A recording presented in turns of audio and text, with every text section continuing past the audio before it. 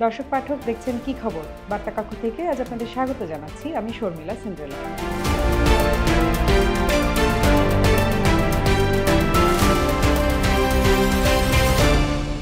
বেশ কিছুদিন কথাবার্তার পর এবার আনুষ্ঠানিকতা সারল বাংলাদেশের অন্তর্বর্তীকালীন সরকার।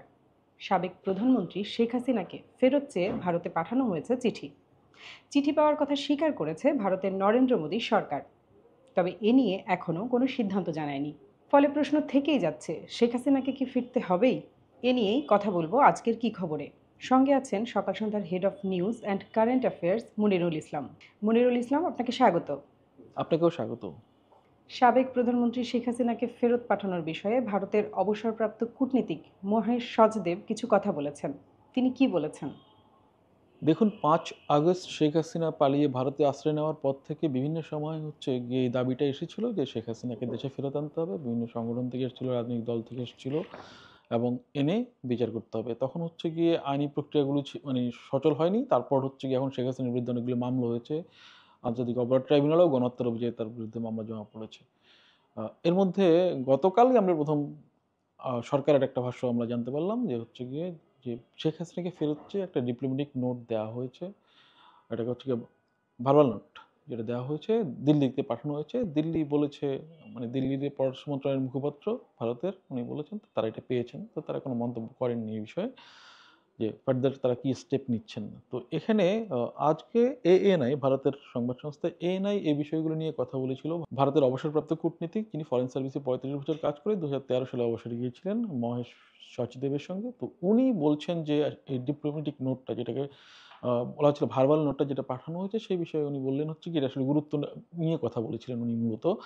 যে সাধারণত কূটনীতিক আদান প্রদান ক্ষেত্রে, সম্পর্কের ক্ষেত্রে যে ভার্বাল নোটটা, উনি বলছেন এটা খুবই কম গুরুত্বপূর্ণ একটা বিষয়। কারণ একটা দেশের সঙ্গে বা একটা দেশের সরকারের সঙ্গে যে যোগাযোগের ক্ষেত্রে এটা একদম প্রাথমিক স্তরের একটা যোগাযোগের ব্যবস্থা। যেমন ধরুন কি উনি উদাহরণ দিয়ে বুঝিয়েছেন যে ধরুন একটা দেশের কেউ একজন শিল্পী যাবেন এক জায়গায়, আরেকটা দেশে যাচ্ছেন, কিংবা এক দেশের খেলোয়াড় একটা অনুষ্ঠানে যাচ্ছেন, কিংবা এক দেশের কোনো একজন ব্যক্তি আরেকটা দেশের কোনো অনুষ্ঠানে যাচ্ছেন, তখন গিয়ে আরেকটা দেশের সরকারকে জানিয়ে দেওয়ার জন্য এই ধরনের ভার্বাল নোট দেওয়া হয় যে উনি যাচ্ছেন, আপনারা ওনাকে দেখভাল করবেন, নিরাপত্তার বিষয়টা খেয়াল রাখবেন। এটা গিয়ে খুব বেশি অফিসিয়াল বলে ডিপ্লোম্যাটিক নর্মসে বলা হয় না। ফলে উনি বলছেন যে এই ভার্বাল নোটটা আসলে খুবই গুরুত্বপূর্ণ হিসাবে দেখার কোনো জায়গায় সুযোগ নাই। এটা উনি বলেছেন। এই সঙ্গে উনি যেটা বলেছেন যে শেখ হাসিনাকে গিয়ে প্রত্যর্পণ, যে প্রত্যর্পণের বিষয়টা গিয়ে আগেও আলোচনায় ছিল। 2016 সালে বাংলাদেশ এবং ভারতের মধ্যে একটা বন্দি প্রত্যর্পণ চুক্তি হয়। 2019 সালে সেটা আবার নবায়ন হয়েছিল। তো সেটা শেখ হাসিনা যখন প্রধানমন্ত্রী ছিলেন তখনই কিন্তু এটা হয়েছিল। তো সেখানে গিয়ে অপরাধীদের ক্ষেত্রে এক দেশের অপরাধীর সঙ্গে আরেক দেশের অপরাধীর গিয়ে ফেরত পাওয়ার একটা, ওই চুক্তি অনুসারে পাওয়ার সুযোগ ছিল। যে ওই প্রত্যর্পণ চুক্তি অনুসারে গিয়ে অনুপ চেটিয়া গিয়ে ভারতে ফেরত যান। আবার গিয়ে 7 খুনের আসামি নূর হোসেনকে গিয়ে বাংলাদেশ ফেরত আনিয়ে পারে। তো শেখ হাসিনার ক্ষেত্রে এটা কার্যকর হবে কিনা। তো উনি ওই চুক্তির একটা বিষয় উনি দেখিয়েছেন যে রাজনৈতিক বিষয়াবলীর ক্ষেত্রে এই ধরনের চুক্তি আসলে কার্যকর হয় না। ওটা গিয়ে অপরাধের ধরনের উপর বিবেচনা করে। তো সেখানে আবার শেখ হাসিনার বিরুদ্ধে কিন্তু ফৌজদারি অপরাধ আছে, যে গণহত্যার অভিযোগ আছে, হত্যা অভিযোগ আছে, 150 শতাধিকের মতো মামলা আছে। তো সেগুলো এখানে গিয়ে সে আসতে পারে, খাটতে পারে। তো সেক্ষেত্রেও গিয়ে উনি বলছেন সেটাও গিয়ে নির্ভর করবে গিয়ে যেই দেশে আছেন তারা এটা কোন দৃষ্টিতে দেখছে, যে এই হত্যাকাণ্ডের মামলাগুলো রাজনৈতিক উদ্দেশ্যে প্রণোদিত কি না, সেটা যদি তাদের কাছে মনে হয় তাহলে সেটা তারা রিজেক্ট করে দিতে পারেন। এবং এক্ষেত্রে উনি উদাহরণ দেখিয়েছেন ভারত ইউরোপের যখন বিজয় মাল্যকে তারা আনার জন্য, ব্যবসায়ী কিংফিশারের মালিক, তো তা আনার জন্য ভারত চেষ্টা করেছিল, কিন্তু ইউরোপের ব্রিটেন রিজেক্ট করে দিয়েছিল।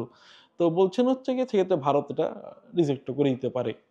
মহেশ সচদেবের বক্তব্যে উঠে এসেছে যে এই যে কূটনৈতিক বার্তাটা দেয়া হলো শেখ হাসিনাকে ফেরত চেয়ে, এটা তার জন্য শাপে বর হতে পারে। এই বিষয়টা একটু খোলসা করবেন। উনি এই কূটনীতিক এই বিষয়টা বলেছেন গিয়ে শেখ হাসিনাকে যাওয়ার পর ভারত সরকারের পক্ষ থেকে কিন্তু অফিসিয়ালি এক ধরনের বক্তব্য আছে যে শেখ হাসিনা বিশেষ পরিস্থিতিতে শর্ট টাইমের নোটিসে আমাদের এখানে আশ্রয় নিয়েছেন। তারপর তাকে কিভাবে রেখেছি, উনি কি কোন মর্যাদায় আছেন, কিছুই কিন্তু গিয়ে অফিসিয়ালি ভারত সরকার কিছু জানায়নি। তো এখন শেখ হাসিনা যেটা বলছেন যে শেখ হাসিনার এখন একটা সুযোগ তৈরি হয়েছে যে যেহেতু এখন কি একটা অফিসিয়াল নোট পাওয়া গেছে, যে অফিসিয়াল নোটটা কি তারা বলছে, মানে বাংলাদেশ সরকার বলছে গিয়ে যে শেখ হাসিনার বিরুদ্ধে মামলা আছে, হত্যার অভিযোগ আছে, গণহত্যার অভিযোগ আছে, মানে বলছো বিচারের জন্য হচ্ছে গিয়ে এখানে তাকে ফেরত চেয়ে ওই ভার্বাল নোটটা পাঠানো হয়েছে। এই বিচারের জন্য যখন ফেরত পাঠানোর জন্য বলা হয়েছে, তখন শেখ হাসিনা এইটার গ্রাউন্ডে ভারতের আদালতে গিয়ে পাঠাতে পারেন, বলতে পারেন যে হচ্ছে গিয়ে আবেদন করতে পারেন যে আমাকে ফেরত পাঠালে বাংলাদেশে হচ্ছে গিয়ে আমি ন্যায় বিচার পাবো না, কারণ যে সরকার এই মুহূর্তে আছে সেই সরকার হয়তো শেখ হাসিনাকে ন্যায় বিচার নিশ্চিত করবেন না। এইটা শেখ হাসিনা এই শঙ্কার কথা তুলে ধরে সেখানে হচ্ছে গিয়ে ভারতের আদালতে যেতে পারেন। এবং এই সঙ্গে আবার পাশাপাশি হচ্ছে কি উনি আরেকটা সুযোগের কথা বলছেন যে ভারত এখন শেখ হাসিনা কোন স্ট্যাটাসে আছে আমরা জানি না। তো শেখ হাসিনা এই ভার্বাল নোটের উপর ভিত্তি করে ভারতের রাজনৈতিক আশ্রয় চাইতে পারেন, যে সেই যুগটা শেখ হাসিনার জন্য তৈরি হলো, এটা উনি বলেছেন। আচ্ছা, শেখ হাসিনা সরকার পতনের পর তো দিল্লি ঢাকা সম্পর্কের একটা টানাপোড়েন শুরু হয়, এখন আবার শেখ হাসিনাকে ফেরত চাওয়া হচ্ছে। বর্তমানে দুই দেশের যে সম্পর্ক, তাতে আপনি কি মনে করেন দিল্লি কি শেখ হাসিনাকে ফেরত পাঠাবে? আচ্ছা, শেখ হাসিনাকে ফেরত পাঠানোর বিষয়টা হচ্ছে গিয়ে অনেকগুলো বিষয়ের উপর নির্ভর করে। আপনি দেখবেন হচ্ছে গিয়ে যে এই ধরনের ক্ষেত্রে কি হয়, তো এর আগে বিভিন্ন সময় হচ্ছে গিয়ে এই ধরনের, যে কয়েকদিন আগে সিরিয়ার বাশার আল আসাদ পালিয়ে হচ্ছে গিয়ে মস্কোয় রাশিয়ায় আশ্রয় নিয়েছেন, মস্কো তাকে আশ্রয় দিয়েছেন। এই ধরনের আরও ঘটনাও কিন্তু আমরা দেখেছি। এবং হচ্ছে গিয়ে ভারতে মালদ্বীপের প্রেসিডেন্ট নাসরিদ একবার আশ্রয় নিয়েছিল, কিন্তু ফেরত পাঠানোর ঘটনা কিন্তু ইতিহাসে খুবই বিরল, এরকম দেখা যায় না। তো এই ক্ষেত্রে হচ্ছে গিয়ে আপনার বুঝতে হবে হচ্ছে গিয়ে এখন ভারতের সাথে টানাপোড়েনটা আগস্ট থেকেই চলছিল, মানে শেখ হাসিনার সরকারের পতনের পর এখন যেটা হচ্ছে গিয়ে উত্তেজনাটা আরও বাড়ে যখন হচ্ছে গিয়ে বাংলাদেশে ওই চিন্ময় ব্রহ্মচারীকে গ্রেপ্তারের পর সেখানে যে কূটনৈতিক হচ্ছে গিয়ে পাল্টাপাল্টি হচ্ছে গিয়ে আমরা নোট দেখছি। তো এখানে হচ্ছে গিয়ে এখন এটা তো একটু আগে বললাম আমি, এটা ভার্বাল নোট। তো যেমন মহেশ সচদেব বলেছেন যে ভার্বাল নোট হচ্ছে এটা যে ডিপ্লোম্যাটিক নোটটা আরও কড়া, আরও গুরুত্বপূর্ণ হয়ে উঠতে, যে ডিপ্লোম্যাটিক নোট যেহেতু কূটনীতির পরিভাষায়, যে ভার্বাল নোটের চেয়ে আসলে অগ্রাধিকার দিচ্ছি কিনা আমি সেটার উপর, যে যদি ডিপ্লোম্যাটিক নোট হতো সেটা হচ্ছে কি আরও গুরুত্ব মনে হতো যে বাংলাদেশ সরকার বিষয়টাকে গুরুত্ব দিচ্ছে। এবং উনি এই কারণে উনি মনে করছেন যে বাংলাদেশ সরকার আসলে এটা কেন দিয়েছে। যেমন উনি বলছেন হচ্ছে যদি এমন হতে পারে যে দেশে এই মুহূর্তে হচ্ছে গিয়ে ধরুন বৈষম্যবিরোধী ছাত্র আন্দোলনের দাবি আছে, শেখ হাসিনাকে ফেরত এনে বিচার করতে হবে, শেখ হাসিনার ১.৫ দশকের শাসনে যারা হচ্ছে গিয়ে নির্যাতিত নিপীড়িত ছিল তাদের দাবি আছে, এক ধরনের জনমত আছে, সেই জায়গায় হচ্ছে গিয়ে অন্তর্বর্তীকালীন সরকার হচ্ছে একটা ভার্বাল নোট পাঠিয়ে এক ধরনের বলতে পারবে যে হচ্ছে গিয়ে আমরা কাজ করছি কূটনৈতিক পর্যায়ে, হয়তো কাজের কাজ কিছু হবে না, ওনার ভাষ্য যে হয়তো কাজের কিছু হবে না, কিন্তু হচ্ছে কি সরকার একদিক থেকে বলতে পারে হ্যাঁ আমরা চেষ্টা করছি, ওটা করতে পারে। কিন্তু এই ডিপ্লোম্যাটিক নোট বলেন কিংবা হচ্ছে গিয়ে এটা ডিপেন্ড করবে হচ্ছে গিয়ে দুই দেশের পারস্পরিক সম্পর্কের উপর ভিত্তি করে আমি ফেরত দেবো কি দেবো না। এর আগে আপনি দেখুন যদি মনে করুন হচ্ছে গিয়ে বাংলাদেশের আদালতে শেখ হাসিনার বিরুদ্ধে অ্যারেস্ট ওয়ারেন্টও হয় বা হয়েছে, যদি হচ্ছে সাজাও হয়, তাতেও হচ্ছে গিয়ে আমি আনতে পারবো কিনা সেটা হচ্ছে গিয়ে এখন পর্যন্ত হচ্ছে গিয়ে আমি কিন্তু নিশ্চিত করে আপনি বলতে পারছেন না। আপনি খেয়াল করলে দেখবেন হচ্ছে গিয়ে আওয়ামী লীগ গত হচ্ছে গিয়ে ১.৫ দশক যখন শাসন করছিল হচ্ছে গিয়ে বঙ্গবন্ধুর খুনিদের কিন্তু আনতে পারেনি। এবং তারেক রহমানের সাজা হয়েছিল, কিন্তু তারেক রহমানকে কিন্তু তারা আওয়ামী লীগ চেষ্টা করে হচ্ছে কিন্তু আনতে পারেনি।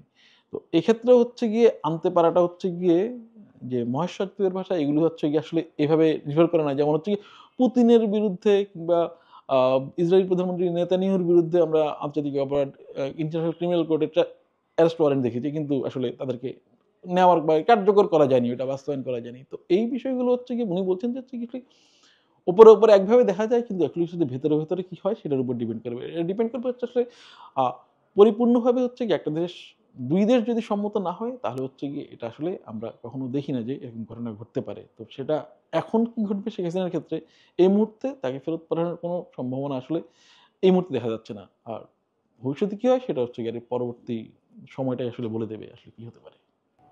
মনিরুল ইসলাম, আপনাকে ধন্যবাদ। আপনাকেও ধন্যবাদ। আচ্ছা, সান্তা ক্লজ কেন লাল আর সাদা রঙের পোশাকই পরে? এই প্রশ্নের উত্তর জানতে পারবেন সকাল সন্ধ্যায় প্রকাশিত একটি প্রতিবেদনে। এছাড়া খেলা ও বিনোদন জগতের আরও অনেক খবর প্রকাশ করেছি আমরা। এসব পড়তে ভিজিট করুন সকালসন্ধ্যা.com। আমাদের পাবেন ফেসবুক ও ইউটিউবে। সকাল সন্ধ্যার সঙ্গেই থাকুন।